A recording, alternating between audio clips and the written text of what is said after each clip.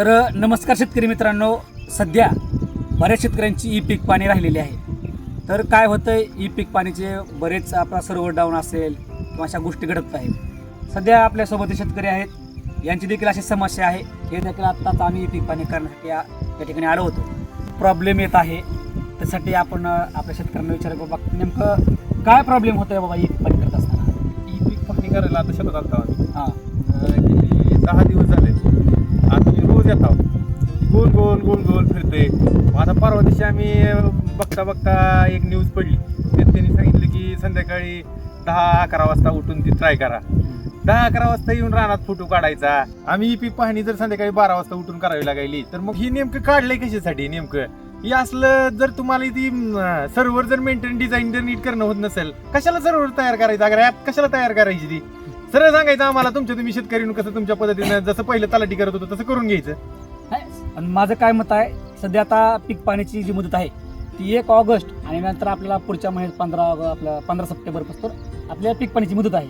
शासनाने काय सांगितलं शेतकऱ्यांना की तुम्ही रात्रीची तुमच्या घरी बसून तुमच्या मोबाईलवर जे काय असेल, म्हणजे आपलं क्षेत्र निवडणं असेल, आपलं गाव निवडणं असेल किंवा सांकेतिक पाठवणं असेल, असं सगळं पूर्ण करून नंतर तो मोबाईलचा ठेवून सकाळी उठून आपल्या शेतामध्ये यायचं आणि नंतर तुमच्या पिकाचा अपलोड फोटो करायचा. बरं ऐका की, आता तुम्हाला सांगतो मी. आता आमची सध्या चालू आहे त्या कांदा लागवड. बरं, दिवसभर शेतकऱ्यांनी कांदा लागवड करायची, संध्याकाळी झोपायची का तुमची ई पीक पाहणी करायची? तुम्हाला एक विषय सांगा, ई पीक पाहणी करायचीच कशासाठी? म्हणजे ई पीक पाणी का करणं गरजेचं आहे?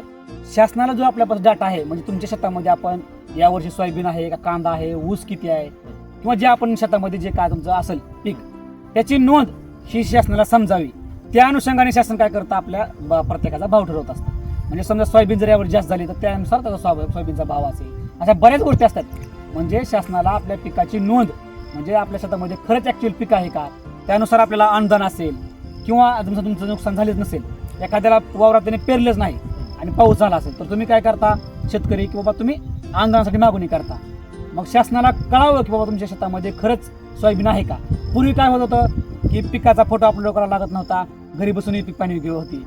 त्यामध्ये आता मग तुम्हाला काय फरक असं वाटायला लागला का काय? तुम्हाला सांगू का, आता तुम्ही म्हणताय की सरकारला माहिती द्यायची आपल्याला. आम्ही कुठे नाही म्हणायला, आम्हाला माहिती द्यायची सरकारला, पण सरकार तुमचं ऍपच नीट डिझाईन करण्यात गेले. आता ह्यात तुम्ही ऍप डिझाईन करताना समजा 2000 user at a time use करतील असं ऍप डिझाईन केलं, आणि तुमचं जर 4000 user at a time use करायल्यानंतर आता आपल्या गावातूनच चांगलं 500-600 युजर ऍट अ टाइम समजा आपल्याला तिथं यूज करायला ती, मग तुमचा ऍप हँग पडायला. अख्खा महाराष्ट्रात जर तुमची डिझाईन फेल होईल असेल, मग आम्ही माहिती कशी द्यायची? बरं जाऊ द्या, ती माहिती बी दिली, कशी बी दिली, आम्ही संध्याकाळी 12 वाजता उठून दिली. तर मग तुम्ही असं करा ना, ज्या शेतकऱ्यांना माहिती होत नाही, अगर ज्याला ती ऍपचं कळत नाही, त्यांना काहीतरी ऑप्शन द्या. असं म्हणणं अगदी बरोबर आहे. पण मी तुम्हाला सांगू इच्छितो की शेतकऱ्यांनी काय केलंय, सध्या शेतकऱ्यांचं जे सर्व्हर डाऊन होत आहे.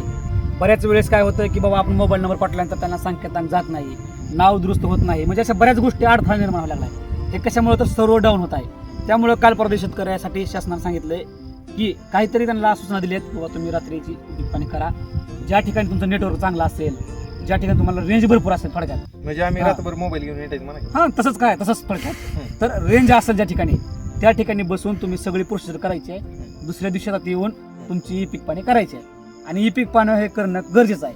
नाहीतर तुमची जरी पीक पाणी नसेल तरी यांना का तुम्हाला अनुदानापासून. हो साहेब, तुम्ही काय करा, त्या सरकारकडे जावा आणि त्यांना सोयाबीन काढायला माणसं पाठवा, म्हणजे त्यांना कळेल सोयाबीन आहे का नाही आमच्या शेतात. आता या पचल नाही गेली तर आम्ही ई पीक पाणी कशी करणार आहोत? बरं जाऊ द्या, आपण काय म्हणालो, महासत्ता होणार आहे आपला देश, कृषी प्रधान देश आहे. शेतकऱ्याच्याच ॲप चालना गेली. त्या मध्ये आम्ही पीक विमा भरायला त्याची साईड चालना गेली, आम्ही 7/12 काढायला त्याची साईड चालना गेली, आता ही पीक पाहणीची साईड चालना गेली. आणि नेमकं सरकार करायला काय, म्हणजे असं वरून गोधडी टाकून वरून झपकं दिले का आपल्याला? म्हणजे ही पीक पाहणी करा म्हणायला ती. पण एक सांगतो तुम्हाला साहेब, शेतकऱ्याच्या बाजूनं मुळात सरकार आहे का? बाबा आता तुम्ही बघताय की आपला देशाचा आपल्या राज्याचा कृषी मंत्री जो पहिलं होतं कोकाटे साहेब, ही तिथं मंत्रालयात शेतकऱ्याला म्हणते की तुम्ही आमच्या 6000वर जागायला, पुन्हा येऊन ती रमी खेळत बसते. आता तर नवीन आलं तर काय करणार आहे? हा, पुन्हा ती झालं.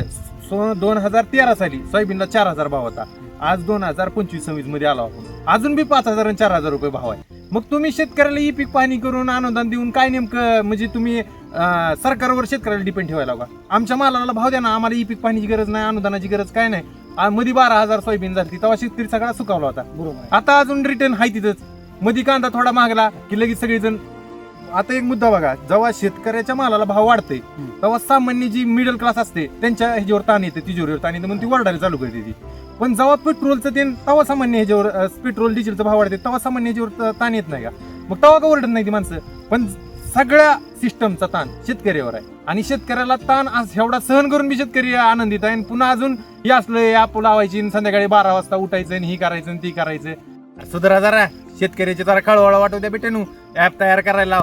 असा बी निसर्ग शेतकऱ्याच्या आईला घोडा लावायला तुम्ही बी लावा. आता असं बी तुम्ही कुठलं सरकार शेतकऱ्यासाठी मध्ये कर्जमाफी करतो. मला काय झालं कर्जमाफीचं? त्यावर आल्या आल्या संपूर्ण कर्जमाफी करणार. काय झालं कर्जमाफीचं?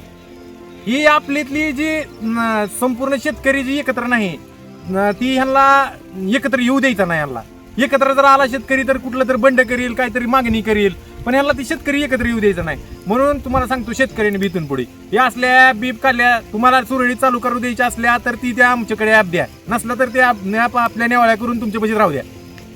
जय महाराष्ट्र.